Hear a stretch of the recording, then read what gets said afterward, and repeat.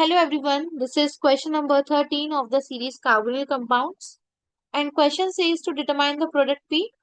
We have this reactant. इस reactant में एक बेंजीन लेंगे, उस पे दो CHO ग्रुप लगे हैं। सबसे पहली बात है इसका नाम क्या होगा।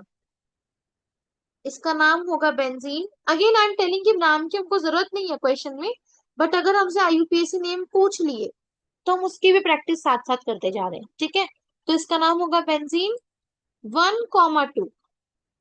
Benzene 1,2 die कार्बल्डिहाइड। दो CHO ग्रुप है ना, तो हम बोलेंगे डाई कार्बल्डिहाइड। बेंजीन 1,2 डाई कार्बल्डिहाइड, ये इसका नेम होगा। ये आ गया हमारे रिएक्टेंट का नेम। ठीक है,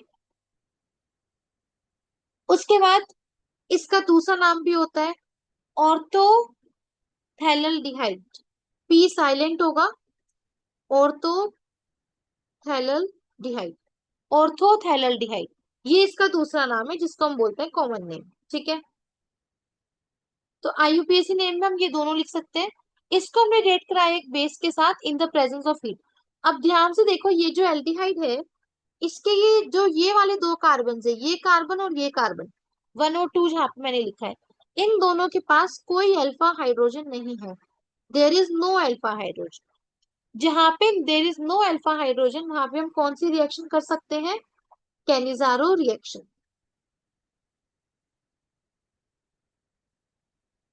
यहाँ पे हम कर सकते हैं कैनिजारो रिएक्शन।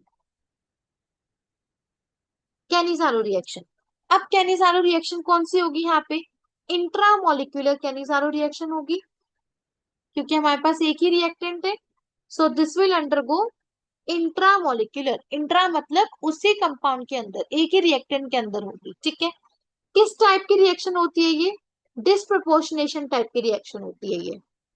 डिस्प्रपोर्शनेशन आपने कहाँ पे पढ़ा था? रिडॉक्स में। बिल्कुल रिडॉक्स में पढ़ा था, जहाँ पे ऑक्सीडेशन भी होता है और रिडक्शन भी होता है। तो यहाँ पे ऑक्सीडेशन भी होगा, रिडक्शन भी होगा। किसका ऑक्सीडेशन रिडक्शन होगा? जो आपके एल्डिहाइडिक ग्रुप्स है। तो एक ऑक्सीडेशन होगा एक CHO का, और रिडक्शन होगा फिर दूसरे CHO का। तो हमारे पास दो CHO ग्रुप है ना, तो एक का ऑक्सीडेशन कराएंगे, एक का हम रिडक्शन कराएंगे, इसलिए हमने इसको बोला डिस्प्रपोर्शनेशन। अब ये कैसे होगा, अब मैकेनिज्म देख लेते हैं थोड़ा सा।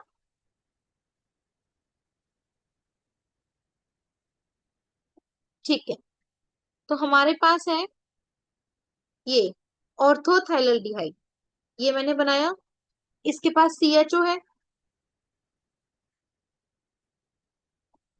और यहाँ पे भी एक CHO है। ठीक है, सबसे पहले ये रिएक्ट करेगा किसके साथ? NaOH। NaOH का जो OH माइनस होगा, वो एक न्यूक्लियोफाइल का काम करेगा। न्यूक्लियोफाइल का काम करेगा तो वो अटैक किस पे कर सकता है? इलेक्ट्रोफिलिक साइट पे, जो हमारी ये है। ये इलेक्ट्रोफिलिक साइट आ गई, तो इलेक्ट्रॉन डेंसिटी कहाँ चली जाएगी? O के ऊपर। तो यहाँ से जो हमारा प्रोडक्ट बनेगा वो क्या बनेगा? ये रिंग आएगी वापस से ऐसे। ये वाला तो एल्डिहाइडिक ग्रुप सेम ही रहेगा। अब ये क्या बन गया हमारा? O minus. एक H पहले से था और अभी एक OH इसके ऊपर ऐड हो गया। ठीक है, अब क्या होगा? अब इसमें होगा इंट्रामोलिक्यूलर हाइड्राइड शिफ्ट। अब यहाँ पे होगा, यहाँ मैं लिख देती हूँ, हाइड्राइड शिफ्ट। कैसा हाइड्राइड शिफ्ट होगा? इंट्रामोलिक्यूलर मतलब मॉलिक्यूल के अंदर। अब वो कैसे होगा? ये O माइनस अपनी इलेक्ट्रॉन डेंसिटी इस बॉन्ड को देगा, और यहाँ से ये हाइड्राइड निकल जाएगा। ये हाइड्राइड निकल के कहाँ जाएगा? अब ये पहले निकाल देते हैं, चलो हाइड्राइड को। ये निकल गया यहाँ से हाइड्राइड। जब ये हाइड्राइड यहाँ से निकल गया तो क्या बनेगा हमारा? ये रिंग आ गई, ये हमारा कार्बोनिल कार्बन है एल्डिहाइड वाला, और यहाँ से हाइड्राइड निकल गया, ये डबल बॉन्ड O आ गया, और हमारे पास बचा अभी सिर्फ OH। तो ये हमारा कौन सा ग्रुप बन गया? COOH एसिडिक ग्रुप बन गया ये। अभी ये कार्बोक्सिलिक एसिड ग्रुप बन चुका है। ठीक है, अब हमारे पास दो ग्रुप्स हैं, एक एल्डिहाइड और एक एसिड।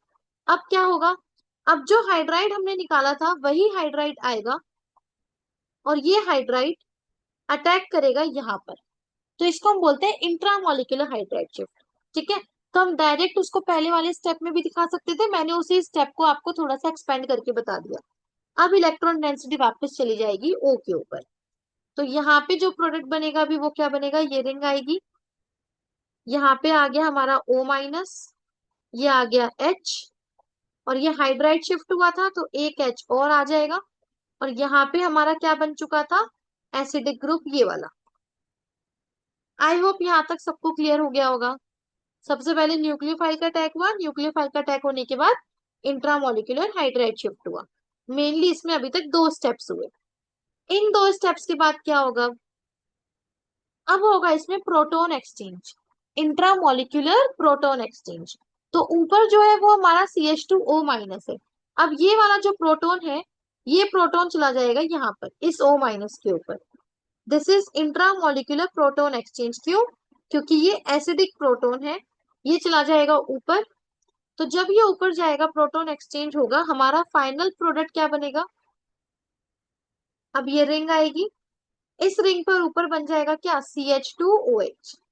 अभी CH2O माइनस था, ये बन गया CH2OH, और नीचे COH था तो यहाँ पे क्या बचेगा, COO minus. So this is our final product. I hope ये सबको क्लियर हो गया होगा फाइनल प्रोडक्ट कैसे बना।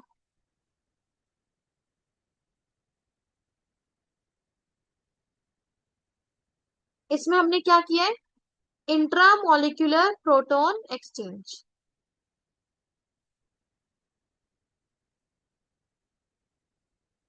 Intramolecular proton exchange. Thank you so much. See you in the next question.